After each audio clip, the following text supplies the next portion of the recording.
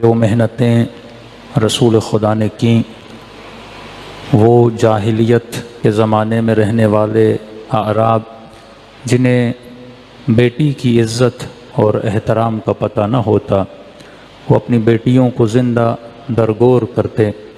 उनको रसूल ने सिखाया और बताया कि बेटी की इज़्ज़त क्या होती है, बेटी का एहतराम क्या होता है। और उस जहालत भरे मुआशरे में एक इल्मी कदम उठाना, एक इनकलाबी कदम उठाकर, यानी एक तरफ एक बंदा अपनी बेटी को ज़िंदा दफन करे और उसी मुआशरे में रसूल अपनी बेटी के एहतराम में खड़े हो जाते थे।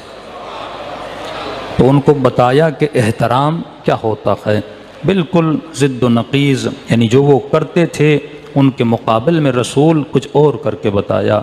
कि मैंने अर्ज़ किया कि वो अरब जो महीनों महीनों नहाते नहीं थे, उन्हीं अरबों पर नमाज को वाजिब करके दिन में कम से कम उनसे 5 मरतबा वज़ू करवाया करते थे।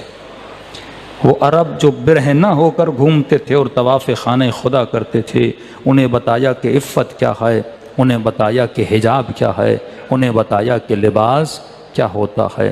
वो अरब का मुआशरा जो मैंने कहा कि एक ऊँट की खातिर ये अरब 70-70 साल जंगें करते थे, यानी किसी ने किसी का ऊँट मार दिया, उसका बदला लेने के लिए ये 70 लोगों को मार देते थे, 1000 लोगों को मार देते थे। नबी ने कीमत व अर्जिश इंसान का पता बताया कि इंसान ऊँट ऊँट होता है, इंसान इंसान होता है। वो अरब का मुआशरा जो जाहिलियत के आलम में, यानी बाअर्जिश तरीन चीज़ अगर वजूद जिस्मानी बशर में अगर कोई चीज़ है वो जबीन इंसान है। फरमाया वो अरब जो जबीनों को बुतों के सामने झुकाया करते थे, जो अपने आकाओं के सामने सजदों में जाया करते थे, उन अरबों को बताया कि ये जबीन हर किसी के सामने झुकाई नहीं जाती, ये वहदहू ला शरीक के दरबार में झुकाई जाती है। अब जब ये आए रसूल के पास, आए हबीब खुदा, आपने हमें इंसानियत का दर्स दिया, आपने हमें इल्म दिया। जिनको लिखना पढ़ना नहीं आता था, यानी पूरे खित्ते अरब में शायद 7 लोग थे जो लिखना पढ़ना जानते थे, लेकिन जब से इस्लाम आया ग़ुलामों को लिखना पढ़ना सिखा दिया। आज़ादी की शर्त ये रखी, अगर इस्लाम किसी को किसी जंग से ग़ुलाम बना के लाता था तो फरमाया अगर तू लिखना पढ़ना जान जाए तो हम तुझे आज़ाद कर देंगे। यानी इंसानों को इल्म के बदले में आज़ाद कर दिया जाता था। इंसान जो फजूल की शायरी याद किया करते थे, उन अरबों को हाफिज़ कुरान बना दिया।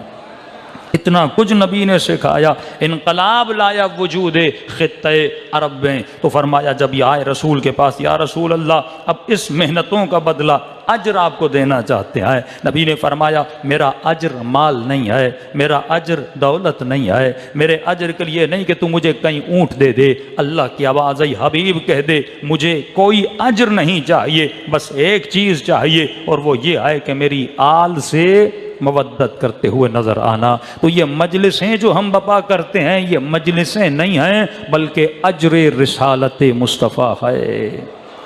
कि अहले बैत की मोहब्बत में मवद्दत का तकाजा क्या है? मवद्दत का मतलब यह है कि अहले बैत अलैहिस्सलातु वस्सलात से इंतहा की मोहब्बत की जाए। अब मोहब्बत होती क्या है? किसी मुफ्ती को मैं सुन रहा था, बोल रहा है शिया भी मोहब्बत करते हैं, हम भी मोहब्बत करते हैं, बस फ़र्क यह है कि हम सोग नहीं मनाते, हालांकि गम तो हमारे दिल में भी है। और गम इतना है कि इसी महीने में बेटियों की शादियां भी करा देते हैं। गम तो हमारे दिल में भी है। अब सोग का गम से ताल्लुक क्या है, ये ज़रा समझिए। देखिए, अगर मैं किसी बंदे को बोलूं कि तू अपनी मोहब्बत दिखा, तो इस मजमे में कोई बंदा मोहब्बत दिखा नहीं सकता।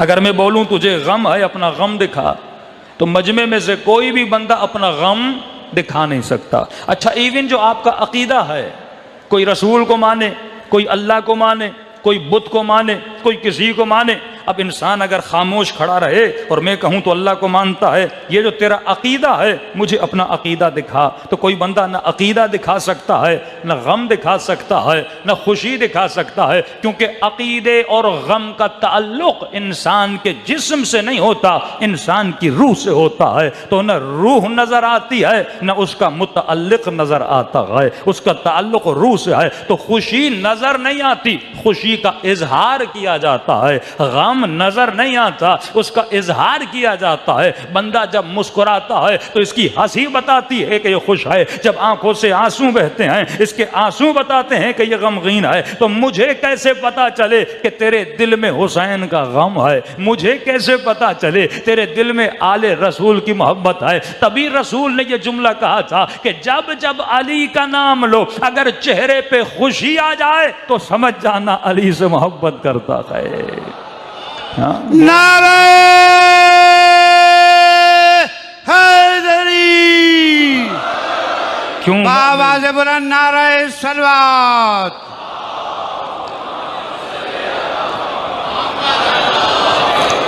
क्यों मोमिन व मुनाफिक की निशानी मोहब्बत अहले बैत को बताया? तो मोहब्बत का इजहार से ताल्लुक़ है। अच्छा, मैं एक और बात कर दूं।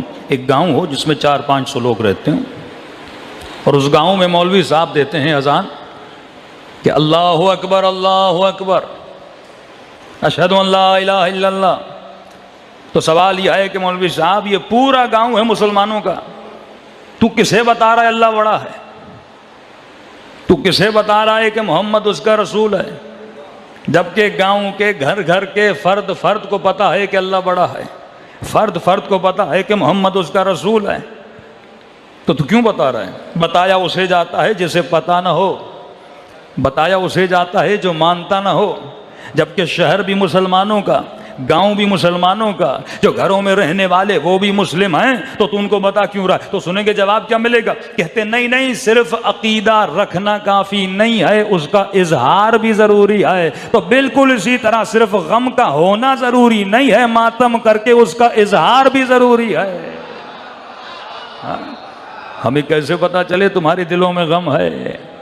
और मोहब्बत तकाजे मांगती है।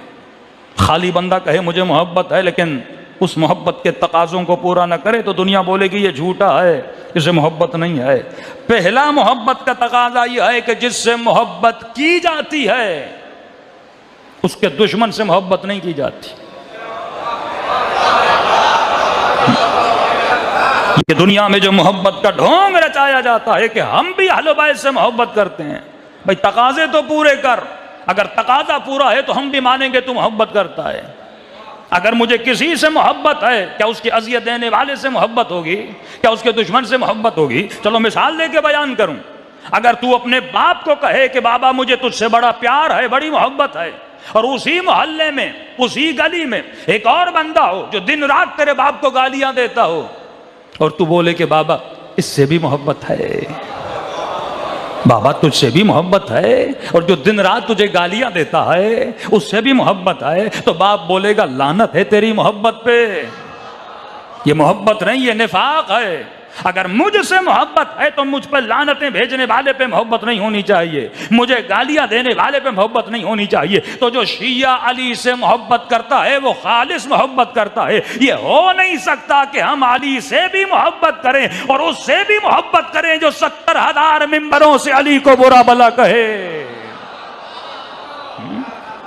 ये मोहब्बत के खिलाफ है, ये तकाज़ा मोहब्बत के खिलाफ है। दुनिया में किसी से जाकर मोहब्बत कर और ये बोला जाए कि अली और फलां भाई भाई।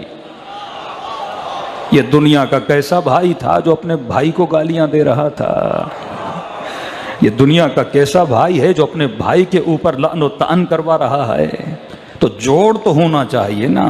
और अगर अली का कोई भाई है तो सुन्नी रिवायतों के मुताबिक, शिया रिवायतों के मुताबिक, हदीसों के मुताबिक जब अंसार को मुहाजिरीन का भाई बनाया जा रहा था तो रसूल ने देखा कि अली का चेहरा मायूसी के आलम में है। कहा या अली मायूस क्यों हो? कहा या रसूल अल्लाह कोई न कोई किसी का भाई बन गया। अली का भाई कौन है? कहा या अली दुनिया और आखिरत में अगर तेरा कोई भाई है तो मोहम्मद मुस्तफ़ा तेरा भाई है।